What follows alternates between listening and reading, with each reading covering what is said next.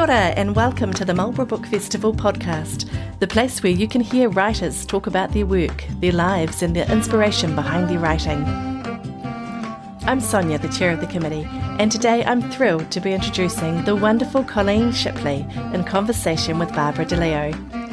Colleen's book, Under the Radar, is inspired by the true story of 8 women posted to a top-secret mission in Blenheim from November 1942 to May 1944. The story of loss, healing and friendship provides a vivid snapshot of life in New Zealand during World War II. Colleen discusses her inspiration, fascinating research discoveries, and her road to publication. Thanks to everyone who made the 2022 Marlborough Book Festival such a success.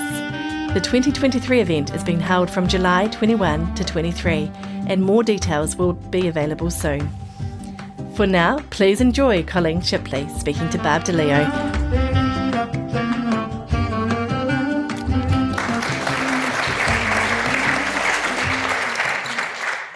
Tēnā koutou katoa. Thanks, Belinda, for the introduction. How wonderful to see such a huge audience and how lucky we are to not only have a Marlborough writer at the Marlborough Book Festival, but a Marlborough writer writing about a Marlborough story. So it's wonderful to have Colleen Shipley here today. Colleen is obviously the author of Wrens Under the Radar, and when I came in about half an hour ago, Colleen said to me, we're clashing, our colours are clashing. And I said, well, one of us matched the book cover. So speaking of the book cover, Colleen, can you tell us about this fabulous painting on the front of the book to start with? I can. So we always say don't judge a book by its cover, but be honest, we do. And because I was going through a printer myself and doing a wee bit of self-publishing, I wanted to make sure the cover reflected the story. I just happened to know someone very well who was just starting out in his art career. So Jason Fustier is a local boy who was my son's best friend, and he agreed to do the book cover. And so I drove down to the end of Rats Road and took a picture of the silhouette of the hills, and that's what forms the backdrop to the cover, and described him what the Wrens wore, and this is what he came up with, and it was pretty spot on, I reckon. Beautiful colours. Yeah. And for those who, there's probably only one of you who hasn't read the book, well, you can buy it out there. Rats Road is the location for the majority of the story, and we're going to talk a lot about that this evening. So Colleen is the librarian at Marlborough Girls College. So how can you tell us, to start with, Colleen, how what your writer's journey has been, and how being a librarian, an avid reader, has played into that? Well, my role model really would have to be Margaret Mahi, because she was a librarian initially first as well. And, I keep thinking about Margaret. I met her a couple of times, and I thought, well, she wrote a book. Why can't I? And it was started way back when I had moved here with my husband, and I was reading an article, and I think it was North and South at the time, about these women that lived at the end of Rats Road, and the secrecy, and I thought, wow, that's a very own spy novel. I wonder if I could do something with that. And that progressed to a conversation I had with Mandy Hager, who is another of New Zealand's well-known writers, young adult. When you're a librarian, you get to meet a few authors, which is really cool. And she said that, why don't you write a book? And I said, well, I don't know where to start. And she was the person who was running a course at Fisherea Polytechnic, and just happened that the course was in the weekends, and for 2 years I flew to Wellington once a month and undertook the creative writing courses. My daughter was living in Wellington at the time, so it was quite good to sort of pop that in there. We visit with Laura as well. Yeah, so that is how the book came to fruition. Is this your first? It's book? My first, Huh? yes. People ask me what comes next. Sometimes I think I might be like Harper Lee and J.D. Salinger. But if there's another little hidden story about Marlborough out there that somebody thinks should be told, come and see me. Yeah. So it must have taken a huge amount of research. Apologies for the quality of some of these photos, but we wanted to give you an idea of this is the house at Rats Road where the Wrens lived. How did you go about researching everything to do, and how much of the book is fact and how much is fiction? So the girls themselves, the characters, are my imagination. They're fictional, but they are based on everything that I read. And 3/4 of the book is fact. If you're reading it and you come across something that seems a little bit unreal, it probably is true. Sometimes I wonder that, real life is more fascinating than my imagination. I just started with the research. There was books in my school library that had these stories, and so the Rapara history has a great chapter in it. There was a book about women in during the Second World War and the contribution they made to New Zealand, and there was a chapter in there. And then I got onto the old computer and into the internet, and I guess I'm a research librarian way back, and those skills really came into play. And you start going down, it's a little bit like these conspiracy theorists, I suppose, that you start going down little rabbit holes and you find little gems hidden. There's something I'll read to you later that comes from the Navy's Communications Association.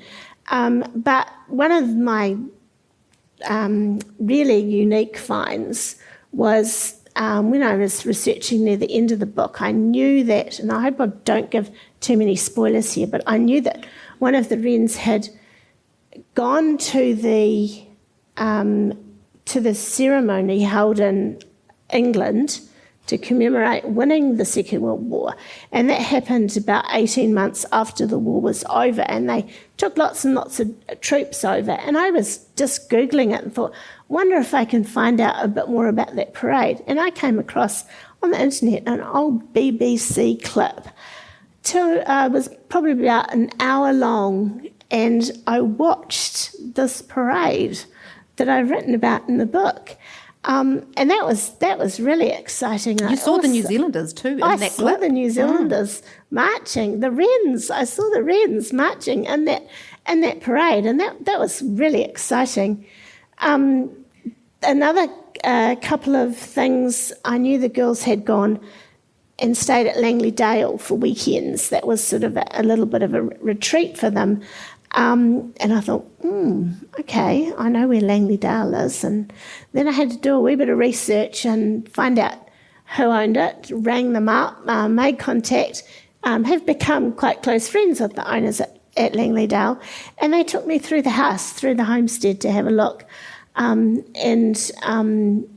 we'll touch on that a wee bit later. But we went to the granary where they held dances, and two of the there's a wall that divides the upstairs, and there's an archway, and all over the archway is all these signatures. So it was a tradition for people to write their name on the wall when they attended dances there. And two of the Wrens' names were on the wall. I think I could have found more of them if I'd had time to look But that was exciting. And I was just thinking about that the other day, and I thought, I wonder if they were breaching secrecy by putting their names up there. Right, because there were very strict secrecy laws. We're going to talk about that a little bit later. So this is the house that's still standing on Rats Road. It's still standing on Rats Road. We're going to be doing lots of drive-bys tomorrow to have a look. Yeah. You'd said to me earlier, Colleen, that you had listened to a Radio New Zealand clip as well. Yes, and that was found just through following that rabbit hole as well. And it was Bunty Longquit, who I'll share it with you here, who I based Betty on because she was the one who had spoken the most and let people interview her 50 years after that secrecy was lifted. And it was an interview with her. It was 2 hours long. It was done in 2 parts with Gordon McLaughlin. So that's going to ring a bell with some people. And how long ago would that have been? Because he was around in sort of like the 80s and the 90s, wasn't he? Yeah, and she was quite elderly when it was recorded. So I think the interview was the 1980s sometime. Yeah, there is a reference in the back of the book, right. I think. Yeah. That, I don't know whether it's still on the internet. I haven't checked, but you could give it a go. Right. And you said something about John Neal as well helping you out. Yes, so that came about, and it's funny how these research things happen. I saw advertised an afternoon at Bradshaw Park at the museum, and John was going to talk about telecommunications during the Second World War, and I thought, okay, well, that might fill some gaps for me. So I went along and I popped up, and he mentioned the Wrens just briefly at the very end. And I went and told him I was writing this book, and he was lovely. He explained some of the technology to me, which was good. He showed me what a Morse key looks like, and explained how it all worked, but he had also communicated with 2 of the Wrens, and he had asked them questions and they had sent back answers because he'd been planning on writing an article, which I'm not sure that he ever got it done, but he had been planning on writing an article for a magazine. But he lent me his research, which was very kind of him and very valuable. And you said that Betty, who's the main character, is based on one of Bunty. Bunty. Yes. And here is a picture of the 8 Wrens who lived at Rats Road. And which one of these is Bunty? These pictures are pirated, sorry. That's a terrible thing to say for a librarian. I think that's Bunty in the top on the side. Yeah. So they had all come from Wellington, from naval intelligence in Wellington to Rats Road? No. Not directly, yes, but only for a very brief time. Mm-hmm. So some of them didn't even have their uniform when they hopped on that ferry and came through to Blenheim. They were handpicked by intelligence. They were like an honour roll of head girls and prefects. All but one had a university degree. Some of them, about 3 of them, I think, were already in the naval forces. Bunty had had a long journey herself to get there, trying all sorts of different careers, trying to help the war effort. But one of them, didn't even have a uniform when she hopped on that ferry. And they didn't really know what they were going to, except that they were being sent to Blenheim. That was all they knew when they were on that ferry. And so their mission here was top secret. What did the locals believe about these 8 women? And there was one other woman living at the house, and then we had the guards on the gate. What did the locals think? What did the Rapara people think? Well, there might be some people in here who sort of know what their their parents, their grandparents thought. But the word was, from reading Bunty's stuff, as the locals thought they were just radar. It was a radar station they were managing, and they just went along with that. There was a whole lot more to it. It was one of its kind in New Zealand. There were stations similar in other parts of the world, but it had special equipment. So that equipment was able to photograph the Morse codes coming through. So they were getting the Morse codes coming through primarily from Japanese subs and ships. Yep. And then they were decoding the Morse code, and there was something to do with so can you explain to us the different jobs? I think you've got an actual official explanation of what they were doing there, which might be helpful. This will help it much better than I can explain. I've often watched authors do this at talks where they get their glasses out and yeah. Look at you. Look at you go. Very important. On arrival at Blenheim, they were to operate an REB station.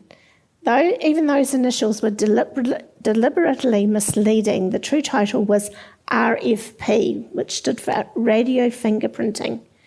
To the average person, any form of wireless telegraphy sounds very much the same, a jumble of dots and dashes, but a skilled operator learns to pick up another's fist. Rapara not only concentrated on listening for various Japanese fists, but it photographed them as well, and this was the difference. The brain of the station was a special radio receiver sent to New Zealand by the Admiralty. So this is English, and just a wee bypass. Oh no, I'll tell you when I've finished about that. It incorporated a cathode ray tube, which gave a continuous picture of the dots and dashes made by Japanese wireless telegraphy operators afloat and ashore. Camera equipment photographed the display, and the film, when processed, was examined minutely by the classifiers, who tried to establish the source of every single signal. Their principal targets were call signs, and these and other results were passed to Naval Intelligence in Wellington over a special scrambler telephone. So the Wrens couldn't communicate with anybody outside by phone, because the only phone they had was a scrambler telephone. And there is a point, and Barbara and I haven't talked about this, we sideline, it's another rabbit hole, but there's a point in the book where they needed to contact somebody, but they had to send it via scrambler phone to Wellington, who then relayed it back to Blenheim, that there was an emergency that they had to attend to. And I said I'd tell you a little bit more about the radio receiver. That was invented by a man called Merlin Minshall, and he was a lieutenant that was in a little bit of disgrace because he was a spy basically, he'd done some challengeable things, and they were going to send him to Fiji for the rest of the war, but he sort of wrote all over the papers and he got sent to New Zealand instead. And he was in charge of the station, not in situ, but in charge of it with another lieutenant. And he was a bit of a character, and I have read his biography. He is, his naval officer in England was Ian Fleming, who most of you will know was the writer of the James Bond characters and books, and the word goes that Ian Fleming based the James Bond character partly on Merlin Minshall, who was in charge of this new technology that the Wrens were using. So, side story. So why Marlborough? Why not in Wellington? Why Marlborough? Why the choice? It was easier to be secretive. Marlborough was a very busy town full of people at the Delta, so the army at the Delta. Woodburn was a big training base for the Air Force. But also they could slot these wrens sort of, in the outback. We had Cook Strait at a doorstep, and they did want to guard that, but also Cloudy Bay as well. That Cloudy Bay was thought of as somewhere where an attack could be made during the Second World War. So Marlborough fitted the bill. Right. So we're going to talk about some of the things that happen in the story a little bit later. But let's just focus in on why you chose to tell the story of the wrens through one person, and how did you come to that decision rather than perhaps writing a non-fiction book or putting it from a number of different points of view? Yeah.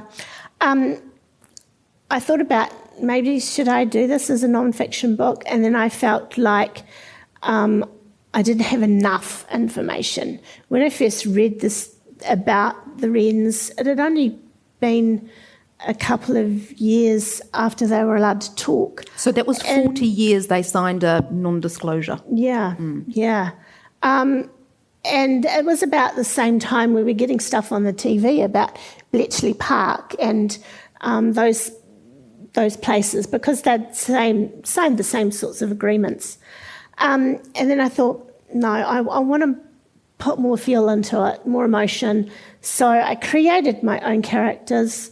I was going to write it from two perspectives, one of the classifiers and one of the telegraphers, because they were awake at different times of the day doing their job. But I was a first-time writer, and that started to get too hard. So then I took Betty's perspective and slotted into a feel there, and I thought, yeah, no, this is right. A few times I wanted to tell a side that Betty wouldn't necessarily have known, and those who've read it know that I've slotted some correspondence in there, which was quite fun to write. Right. Would you like to read us a little bit of Betty's perspective and Betty's story? And can you just lead us into I will, because it's... So, like I said a moment ago, I wanted to put some emotion in there, but I knew that the girls were perhaps quite feisty. They had to be where they were.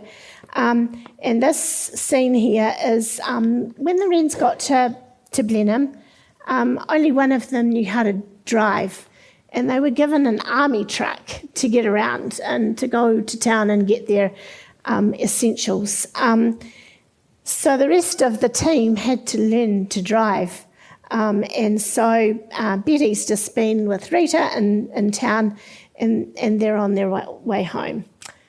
At least traffic was scarce on the rural roads of Marlborough, and the gravel meant maintaining a slow pace. I wrenched the gears as I manoeuvred them into position, and my slow release of the clutch was going to need some refining. My progress was slow but steady, and I was beginning to feel proud of myself and gain confidence when I realised we were approaching the school. The school I'm talking about is Rapara School, and Rapara School had some army based there. My nerves kicked in when I saw some of the soldiers at the fence line alongside the road in drill formation. Perhaps I should stop here and let you take over. No way, you're doing fine, said Rita. Just keep going and ignore them. I focused on the grey road directly ahead of me and tried to imagine I had blinkers on, like a horse, to block the view of the soldiers. But as a consequence, I got a terrible fright when one of them ran across the road in front of me. I swerved to the side and the wheels crunched in the loose gravel at the side of the road. I wrenched the wheel to pull the truck back onto the road and overcorrected. By the time I'd straightened up, Rita was crying with laughter, and I could hear the soldiers laughing through the closed windows. They were still watching me when I stopped at the end of the road. Rita tried to redeem herself with instructions to change into first after checking for other traffic as we turned the corner. The truck hiccuped and we jerked to a halt. I looked accusingly at Rita. You've just stalled. We all do it when we're learning. Start again and ease the clutch out slowly. I was still seething with humiliation, and after turning into Rats Road, I decided I couldn't take any more. I put my foot on the brake and the truck ground to a halt in the middle of the road. I'm walking from here. I jumped out and slammed the door. Rita frowned as she slid across to the driver's seat. She wound the window down as she drew alongside me. You sure? I wasn't ready to speak. I nodded and carried on. The walk helped my breathing return to normal, but I still felt humiliated. I had my blinkers on again when I passed the guard at the gate. Bob usually had a smart remark for us as we passed, but I think he could sense the storm brewing in me. Don't give up, lassie, was all he said as I walked past. From the hall, I could hear that Rita was in the kitchen, so I headed upstairs, threw myself on the bed. I hadn't behaved like this since I was a teenager, but it felt good. I was ashamed of the way I'd reacted and huddling into the covers had a familiar feeling. My mother had always let me brew away my tantrums in my bedroom. It was tea time when Rita knocked at the door and poked her head in. I'm sorry, I laughed. Betty, I'd forgotten what it feels like learning to drive, and the truck is a beast to learn in. Are you coming down for tea? I'm not sure I've forgiven you, but I am hungry. We'll take a different route for the next lesson. Who says there'll be another lesson? There will be. We're resilient and we don't give up. That's why we're here. Thank you. So while a lot of the story happens at the Rats Road house, what I loved, and I've lived in Marlborough for 20 years, and I felt by the time I'd finished your book ashamed that I didn't know more about the history of Marlborough. One of the things I particularly liked was the community involvement. Even though there was that secrecy, the way that the community, especially at church and, at the Anzac parade, all of those sorts of things, how the community wrapped around the girls. And I really loved the scenes at Langley-Dale. So we've got a bit of a grainy picture. That's a recent picture of Langley-Dale, isn't it? And where exactly is Langley-Dale?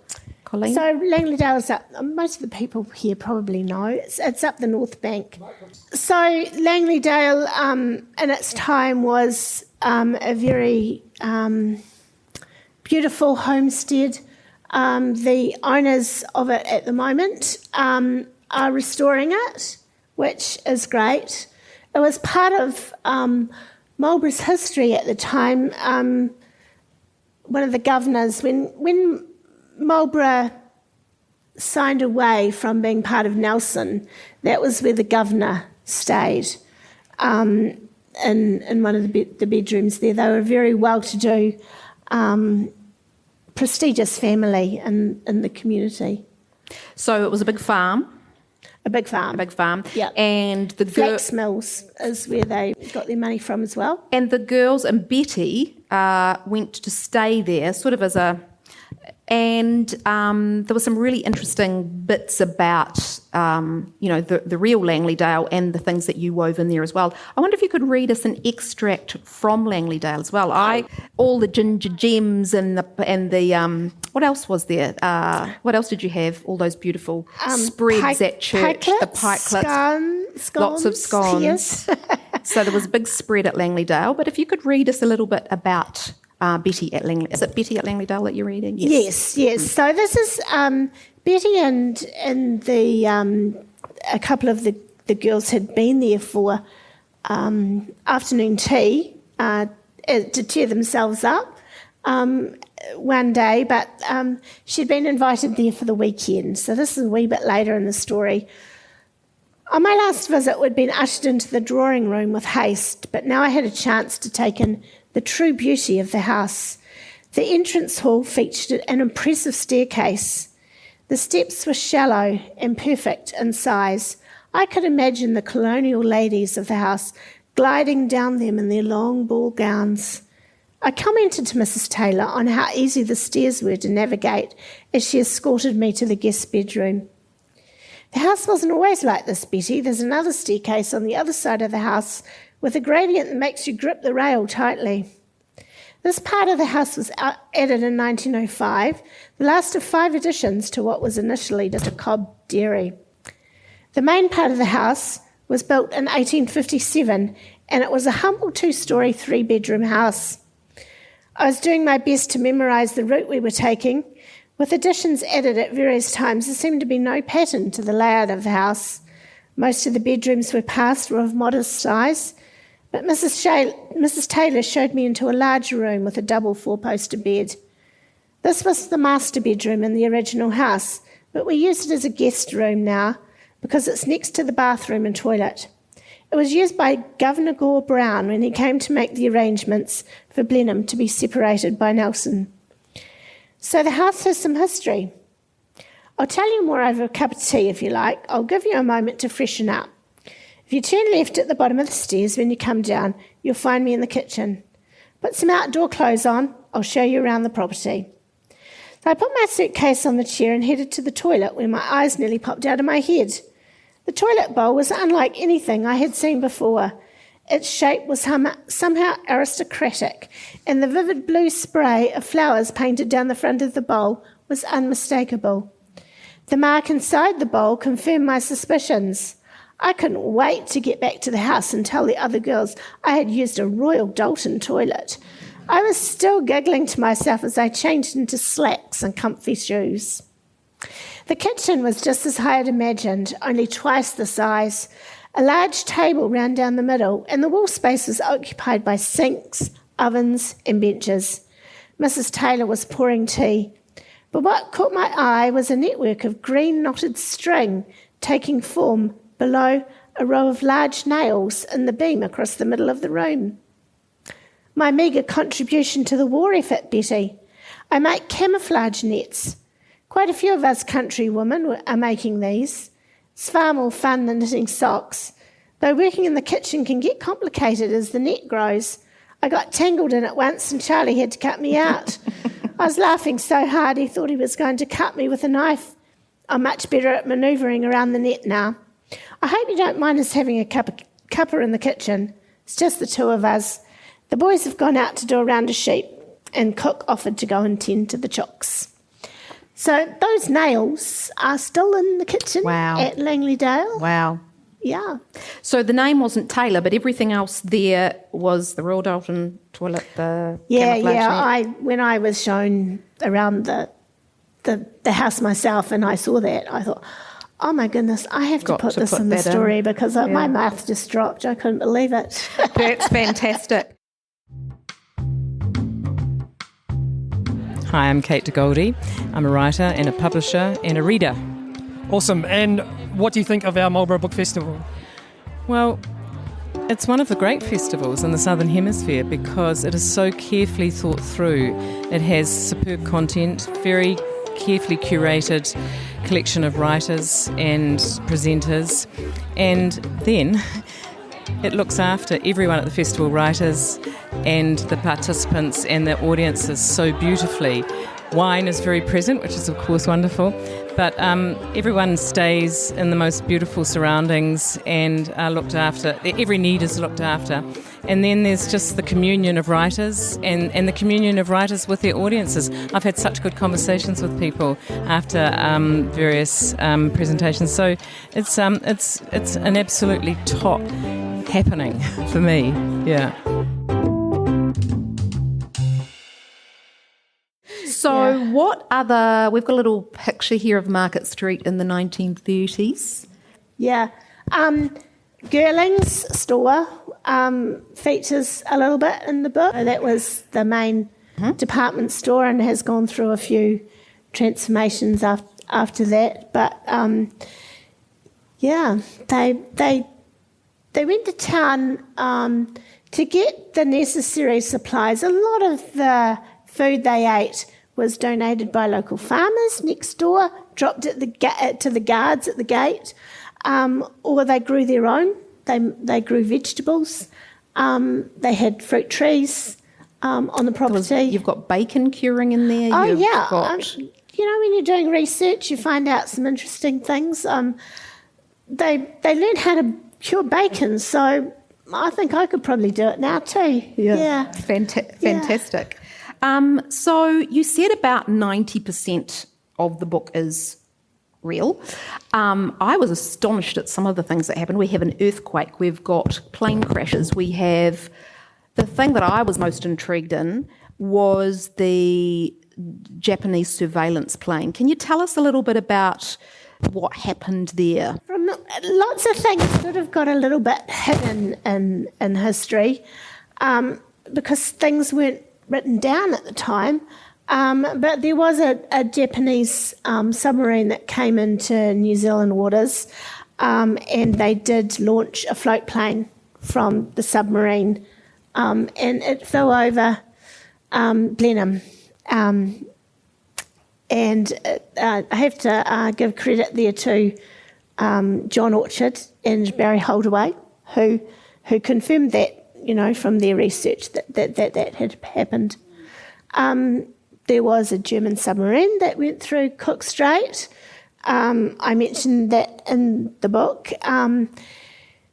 That wasn't documented anywhere, but one of the Wrens, after they were allowed to tell people what they'd been doing, her husband went overseas and bumped into a man who was a doctor, a German doctor, and he said that during the war effort he had visited New Zealand on a submarine that had gone through Cook Strait.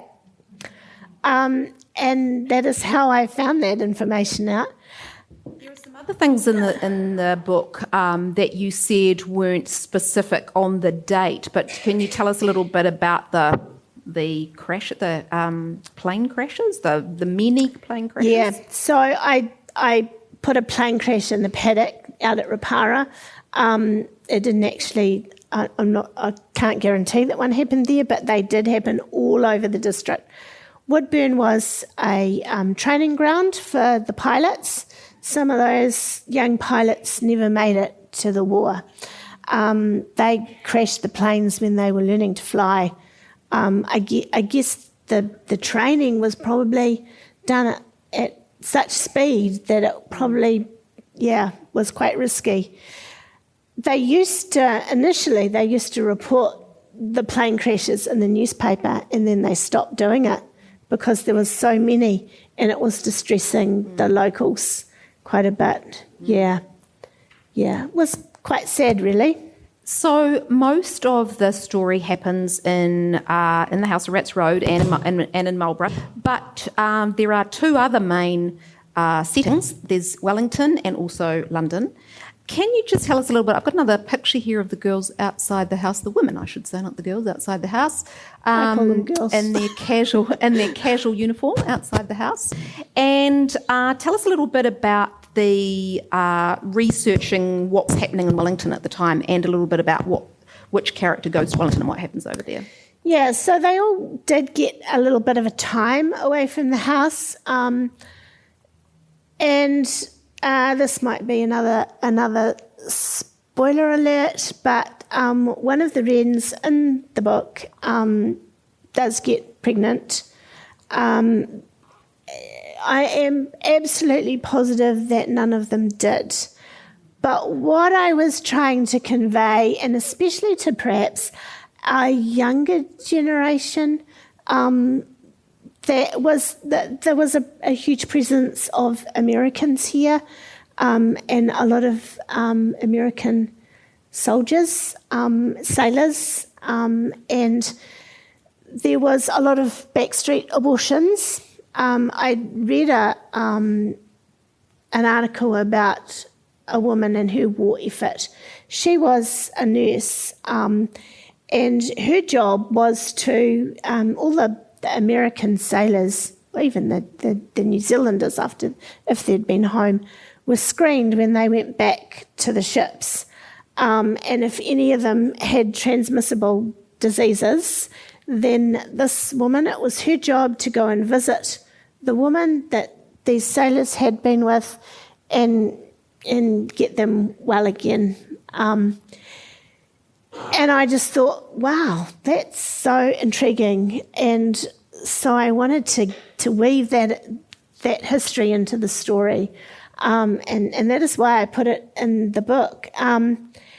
there are other things that happened in Wellington around. There was the naval ships that breached at Paraparam during the Second World War, and I just saw something about that the other day. There was a bar fight that you mentioned. There was a bar fight. That fascinated me. Can you tell us about the bar fight, which is true? Yeah. Which you have in the book? That is true. And it sort of... it's a long time since I've written it. So it was the American soldiers didn't want to they were anti-Maori people being in the bars, drinking with them in the bars, basically, and that was the initial thing that sparked the fight. And so there was a brawl, wasn't there? There was a street brawl. There was a street brawl, and it snowballed. It was probably, those men had been away fighting. They'd finally got a chance to relax. No doubt they would have had more drink than they possibly should have, and being young men, they probably had lots of adrenaline flowing that they wanted to get rid of. So it did snowball, and it is true. Yeah, yeah. To bring us back to Marlborough again, one of the things, as I said, that I loved the food that you talk about. Yeah. I also loved the dances, and the women went to the dances at various places, but specifically one that you mentioned and go into detail about is the granary that you talked about before at Langley-Dale. Yes. Can you just describe that for us a little bit, and what happened at those dances? Yeah, well, I don't know because I wasn't there, and some people in the audience probably can, but I must give a little bit of credit to my husband's auntie there. She was great at telling me all about the dances that she'd been to. She initially was in Blenheim, but she got stationed to Petone to work in a grenade factory during the Second World War. But she used to tell me about the dances and the way people dressed up, the stories that I read that Bunty and some of the other women had written about, described the dances. The one at Langley-Dale was a country dance, but it was upstairs in the area that I'd described earlier. But one of the things about the dances, and not so much this one perhaps, but some of the ones they went to at Woodburn, was the Wrens got dressed up for these dances. And the first one they went to, they got in a little bit of trouble because they turned up at the dance in their finery. They would have looked beautiful. And all the other women in the room, the ones from the Air Force, the ones from the Delta, were all in uniform. So these girls had sort of broken the rules. They checked it out when they got back and said, well, what was were we allowed to wear dresses? And they were told no. They were supposed to be wearing uniform. But what did they do the next time round? They ignored that and they got dressed in their finery again. It carried on. They were just about ready to be mutinised by the time they left the Rapara and went to work in Wellington. Yeah. So, Colleen, am I working on here, Sam? What did you find out that, I hope this is not too spoilery, but you've got the trip to London for the celebration. Do you know what happened to the women after they had... When did they leave Marlborough? What year was that? 1943. And do you know where most of them would have gone?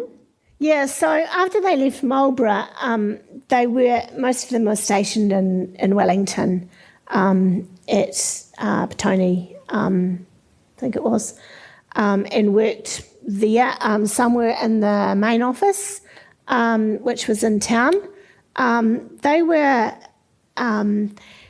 was more reading. They were frowned upon by the other women, by the other Wrens in that area, because they couldn't say what they'd been doing.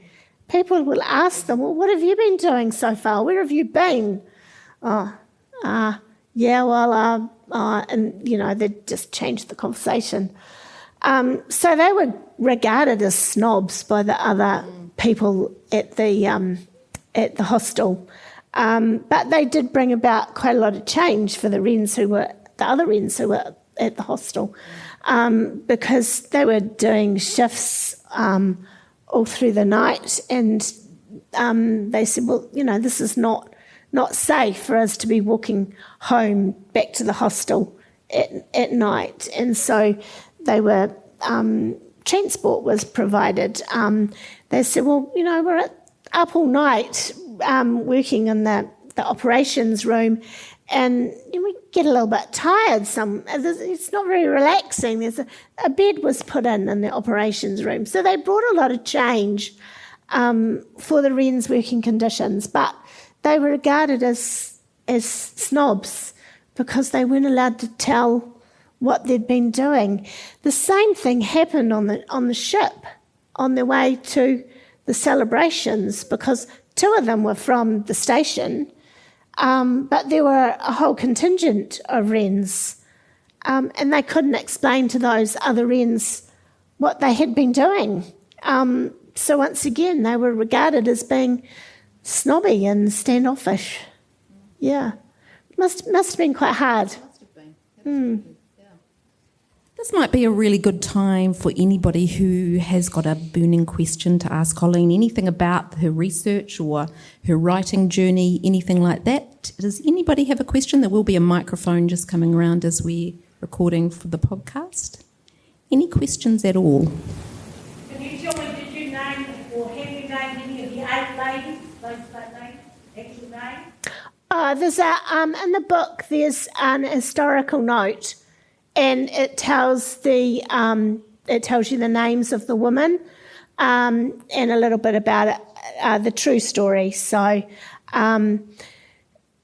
interestingly enough, I think that my mother may have met one of them, but we wouldn't have known that at the time. 2 or 3 of the Wrens went on to become very high in the Girl Guide movement. Philippa Tweedy, who was one of the Wrens, when I was a guide, she was the commissioning, guide officer, and she was on the world board of Girl Guides. And so I knew that name as a kid, but nobody would have known what she'd been doing during the war. There was one called Nan, and she went to live in Wellington. And I remember my mother talking about her brownie leader, and her name was Nan. And I just have a bit of an inkling that might have been the same one. Bunty was a commissioner in Waikanae area. So they were all still contributing marvellously to our culture of New Zealand at the time and the community.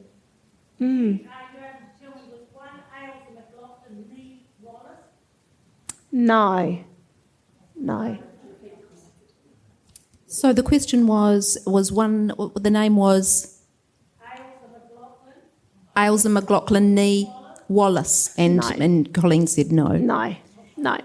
Is there a question over here as well? Have we got a microphone? I can just relay. I can just relay the question. Did you have a question? No? Yeah, I got a question. Sure. Were any of the Wrens recognised for the code breaking, if they did break anything of any significance, and secondly, did they get any awards for their services? So the question was, did any of the Wrens get recognition for their services? No, and I think that they should have.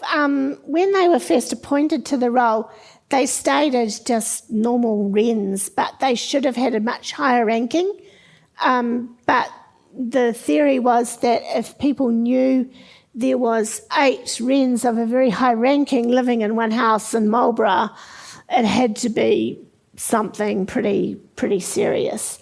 I don't recall that any of them got awards. They relayed information rather than broke codes. That in itself wasn't easy. They had to become fluent in Japanese as well as Morse, because of course it was Japanese they were listening into. So the first thing they had to do was learn Japanese katakana. So they were very bright women. And when I first read that article, I got quite passionate about the story. And I know that our youngsters read about the Second World War, but what do they read about? They read about the internment camps and the Germans. They don't read about New Zealand, and they don't read about New Zealand's war history. And I felt this was a big part of it, and I wanted to tell the story. I didn't want it to be something that got lost. And I'm hoping that, it may contribute now that a bit of focus is going back to New Zealand's history in the schools, because the students do like reading about the war. And I have had many read the book at school, and they do enjoy it. I think it's the mood of the book is probably quite gentle, and I wanted it to be that way as a contrast to some of the other stories that have come out recently, from the soldiers' point of view and the gore and stuff that the nurses sort of face. This is the war at home, and there's not many books like that. So I felt it was important to tell that story. Colleen, what's next for you? Is there another story out there that you want to tell? Please come and see me if you've got one. Another question here. I'm not going to offer a story to you. Did the Wrens, after the war, marry and have family? And if so, did you have the contact you ended up with? The question was, did any of the Wrens marry? And if so, did you have contact with them? The families. Sorry, the families. Yeah, no, I haven't. And maybe I should have, but that is one of the reasons why I went for a fictionalised account. Bunty was the last to pass away, and her family probably would have been quite traceable. And I ummed and ahed about that a lot, and I talked to a few other authors who've done historical fiction and decided not to in the end. Yeah. Another question at the front. Did you say that they went back to Wellington in 1943? Does that mean that it closed down? Yes, it closed before the war finished, and that was because they felt that the threat from the Japanese was easing. Things were starting to happen overseas, and the big threat on us as a country was starting to ease. And so they closed the station. There was still surveillance going on. Yeah. I didn't understand. My mother, when I was growing up, if the Japanese were mentioned, she was quite anti, and I just didn't understand that at all.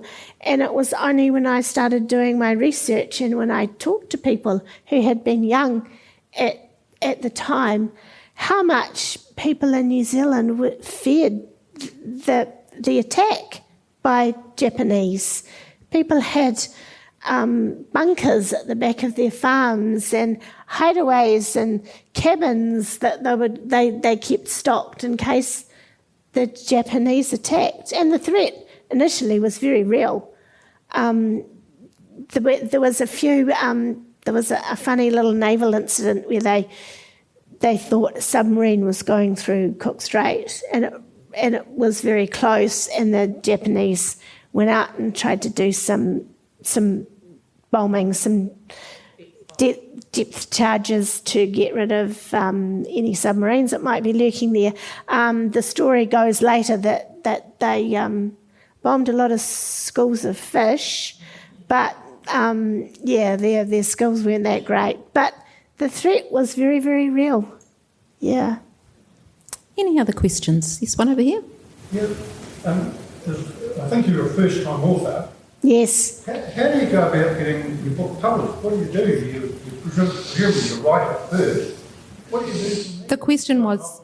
The question is how do you get your book published? Okay, so after I had written it, it did sit in a bottom drawer for a wee while, and that was probably a little bit of a mistake, because by the time I decided, had a little bit of a health scare, then COVID came along, and I thought, and the publishing houses had started shutting down and not publishing first-time authors. So I did publish through Copy Press, who deal with self-publishing authors, and that's the way I went. It's not cheap. I'm only just broken even. So please, if you've enjoyed my story, buy a copy. Put me on the bestsellers list again.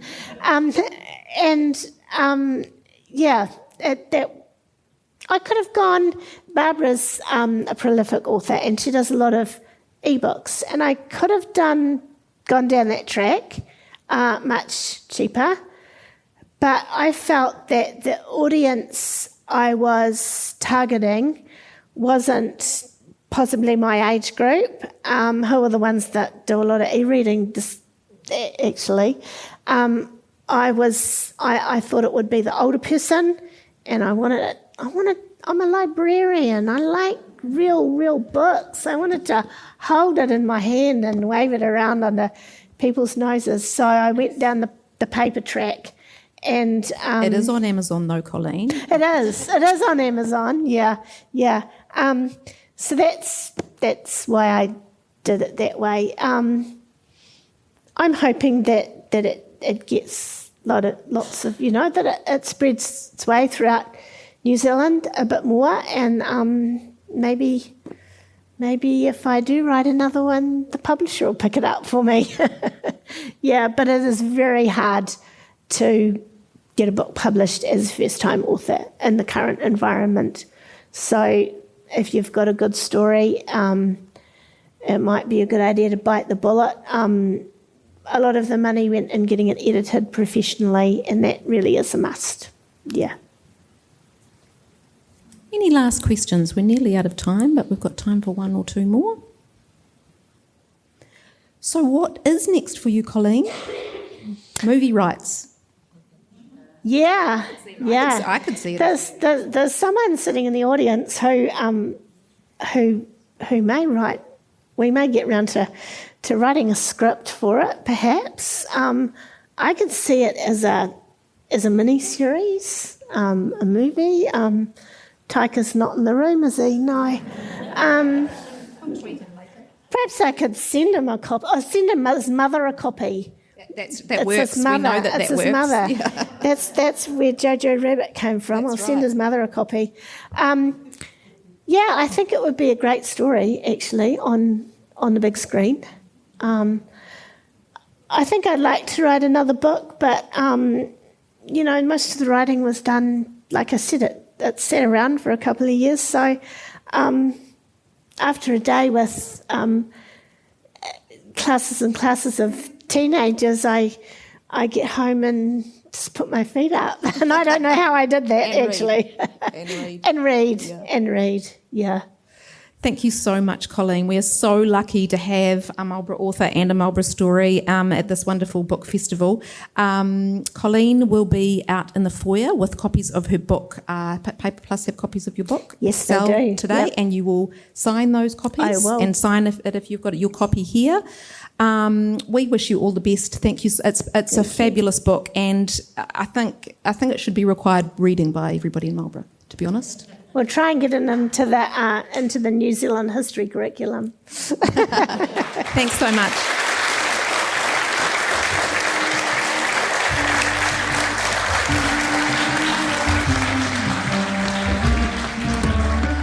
That was Colleen Shipley speaking to Barbara DeLeo at the 2022 Marlborough Book Festival.